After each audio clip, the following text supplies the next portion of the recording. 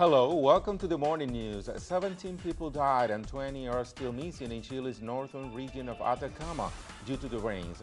An estimated 26,000 people have been affected by the devastation after the area experienced its heaviest rains in 80 years. Rivers burst their banks, flooding entire towns in the normally arid territory. The Chilean government declared an alert and has sent military and emergency crews to rescue the stranded. After initially refusing offers of international aid, officials backtracked on Monday and said that they would indeed accept the solidarity from Bolivia and others. La cooperación, la ayuda de Japón. We will accept the help and cooperation from Japan, China, Mexico, and Bolivia. These countries offered aid, which was evaluated according to the needs on the ground, as assessed by our National Emergency Office, and we have communicated to each one of these four countries our willingness to receive this solidarity. We want to thank these countries for their concern, solidarity, and generosity in helping the people and the government of Chile in these special circumstances. Peru's prime minister has been sacked by the country's Congress in another espionage scandal to rock the Ollanta-Humala government. Lawmakers voted 72-41 in favor of removing Ana Jara as the head of Council of Ministers.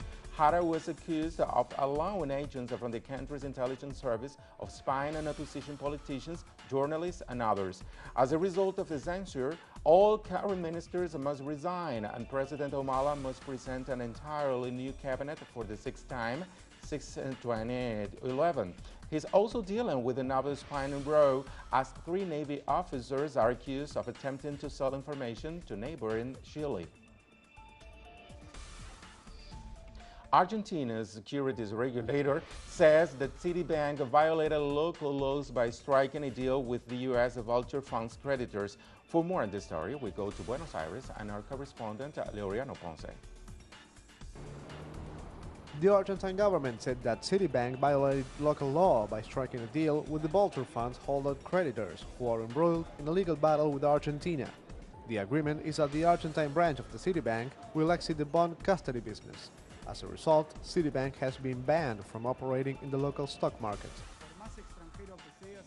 If a bank, whether foreign or not, wants to operate in Argentina, it must comply with Argentine law or otherwise face sanctions. And in Argentina, the spirit of the law is that the bank must not scam, but must safeguard the interests of its clients. Argentine officials say in this context, New York Judge Thomas Grisa, who is mediating between these two parties, is favoring the vulture funds, and that the goal of this agreement is to please their requests, as there will be no bank paying the interests of the bonds due on March 31. If they listen to Griesa, they will surely violate Argentine law. And I particularly think that in this case, I guess, that this is in the context of the beginning of a scam of bondholders who trusted in Citibank Argentina. Many experts agree with the government that the foreign bank must be made to comply with local law. Citibank is a stock operator in the Argentine market, which is under the legal regulations of the country, just as any other operator under the same conditions. So Argentina, the national government, is doing nothing but exercising the responsibility and the obligation it bears as a state, which is enforcing the ruling law. The head of the National Securities Commission, Christian Girard, said that this suspension will go on until the bank revokes the agreement with the vulture funds. Laureano Ponce, Telesur, Buenos Aires. And the only suspect in the murder of a Honduran LGBT activist has been freed, underscoring not only impunity, but also the brutal repression of social movement leaders. Our correspondent Gerardo Torres has this report. This week, a Honduran national court found the only suspect in the murder of LGBT political activist Walter Troches not guilty.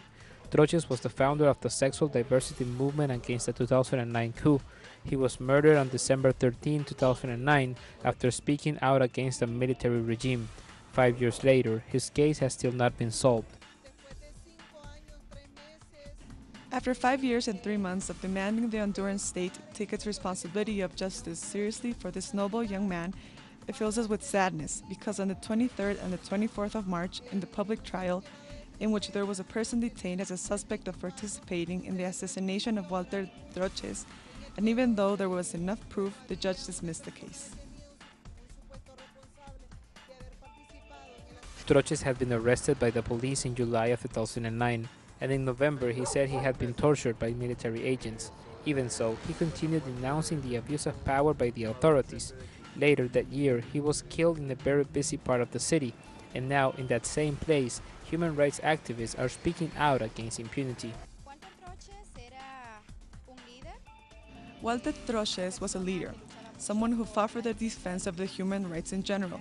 He got involved in the struggle and protests against the 2009 coup d'etat and began to create youth political groups.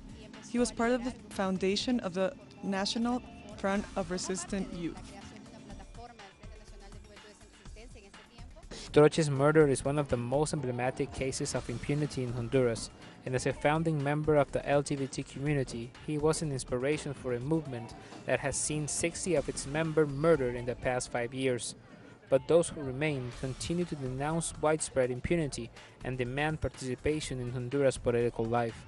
Gerardo Torres, Telesur, Central America. And the Saudi-led coalition continues its airstrikes in Yemen, killing at least 40 people at a refugee camp in the north. Several other areas were bombed in the city of Sadeh and the capital of Sana'a, including heavy blasts at a possible missile facility that allegedly stored a large proportion of Yemen's Scud-B missiles and launchers.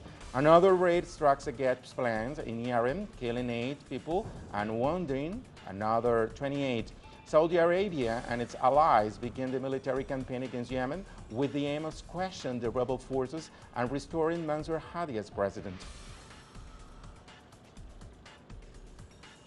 Palestinian protesters clashed with Israeli soldiers on Monday in rallies to mark Land Day that commemorates the killing of 6 Arab Israeli citizens by security forces during protests over land confiscations in 1976.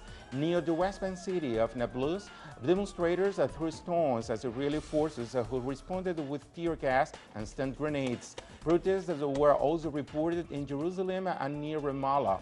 Arabs make up around 20% of Israel's population. A Nigerian opposition led by former military leader Muhammadu Buhari gained 2.5 million votes, leading the country's close presidential elections. Tensions are high, with only 6 of Nigeria's 36 states uncounted, and a curfew has been put in place in the southern part. The 70-year-old Buhari, who came to power 3 decades ago, campaigned on an anti-corruption platform looking to capitalize on the scandals that have plagued this government incumbent Goodluck Jonathan. Results for the continent's biggest economy and top oil producer will resume this Tuesday.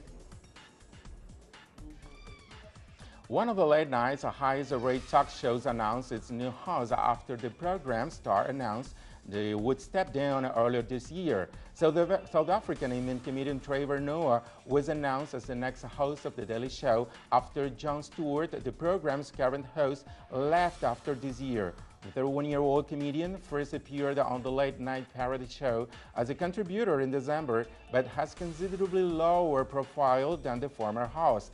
For the last 16 years under Stewart, The Daily Show has become not only immensely popular, but also a reference for progressives on U.S. politics. More on these on our website, telesurtv.net/English. Thank you for watching and have a nice day.